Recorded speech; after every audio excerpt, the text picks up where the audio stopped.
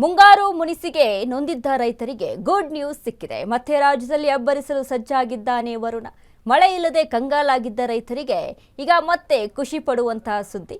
ಮಳೆಯ ಅಬ್ಬರ ಜೋರಾಗುವಂತಹ ಸಿಚುವೇಶನ್ಸ್ಗಳು ಕಾಣಿಸ್ತಾ ಇದೆ.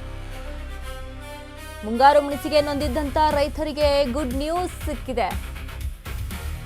ಮತ್ತೆ ರಾಜ್ಯದಲ್ಲಿ ಅಬ್ಬರಿಸಲು ಸಜ್ಜಾಗಿದ್ದಾನೆ ಮಳೆರಾಯ.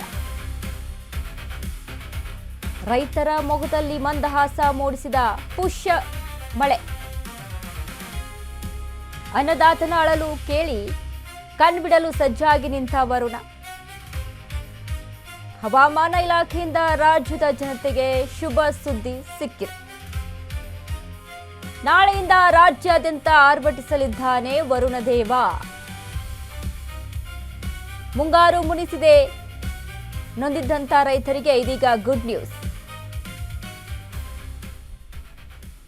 ಮತ್ತೆ ರಾಜ್ಯದಲ್ಲಿ ಅಬ್ಬರಿಸೋದಕ್ಕೆ ಮಳೆರಾಯ ಸಜ್ಜಾಗಿದ್ದಾನೆ. ರೈತರ ಮೊಗದಲ್ಲಿ ಮಂದಹಾಸ. ಪುಷ್ಯ ಮಳೆ ಆರಂಭವಾಗುವಂಥದ್ದು. ನಾಳೆ ಮಳೆ ಆಗುವಂತ ಚಾನ್ಸಸ್ ಸಾಧ್ಯತೆ ಹೆಚ್ಚಾಗಿದೆ ಅಂತ ಹವಾಮಾನ ಇಲಾಖೆಯಿಂದ ರಾಜ್ಯದ ಜನತೆಗೆ ಇದೀಗ ಶುಭ ಸುದ್ದಿ. ನೋಡಿ, ಕೆಲವೊಂದು ಭಾಗದಲ್ಲಿ ಮಳೆ ಆಗಿದೆ, ಕೆಲವೊಂದು ಭಾಗದಲ್ಲಿ ಮಳೆನೇ ಆಗಿಲ್ಲ. ಹೀಗಾಗಿ ರೈತರು ಕೂಡ ಕಂಗಾಲಾಗಿ ಹೋಗಿದ್ದಾರೆ.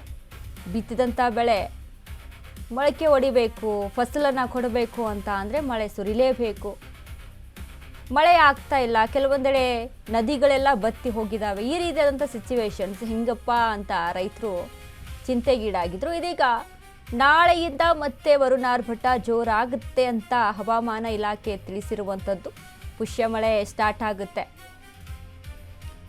ರೈತರಿಗೆ ಖುಷಿ ಪಡುವಂತಹ ಸುದ್ದಿ. ಬಟ್ ನೋಡಿ, ಇವತ್ತಿದ್ದಂಥ ಹವಾಮಾನ ನಾಳೆ ಇರೋದಿಲ್ಲ, ಆ ರೀತಿಯಾಗಿದೆ.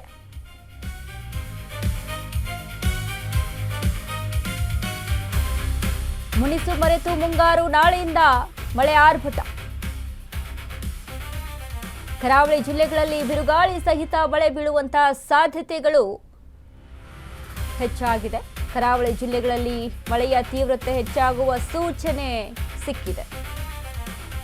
ಉತ್ತರ ಕರ್ನಾಟಕ ಭಾಗದಲ್ಲೂ ಅಬ್ಬರಿಸಲಿರುವ ವರುಣ ದೇವ. ಮಲೆನಾಡಿನ ಭಾಗಗಳಲ್ಲೂ ಧಾರಾಕಾರ ಮಳೆಯಾಗುವ ಸಾಧ್ಯತೆ ಇದೆ. ನಾಳೆ ಕರಾವಳಿ ಉತ್ತರ ಕರ್ನಾಟಕದ 20 ಜಿಲ್ಲೆಗಳಿಗೆ ಯೆಲ್ಲೋ ಅಲರ್ಟ್ ಅನ್ನು ಘೋಷಣೆ ಮಾಡಲಾಗಿದೆ. ಉತ್ತರ ಕನ್ನಡ ಜಿಲ್ಲೆಗೆ ಆರೆಂಜ್ ಅಲರ್ಟ್ ಘೋಷಿಸಿದ IMD. ಬೆಂಗಳೂರು ಭಾಗದಲ್ಲಿ ಸಾಧಾರಣ ಮಳೆಯಾಗುವಂತ ಸಾಧ್ಯತೆ ಇದೆ. ಕರಾವಳಿ ಭಾಗದಲ್ಲಿ ಮಳೆ ಆಗಬೇಕು.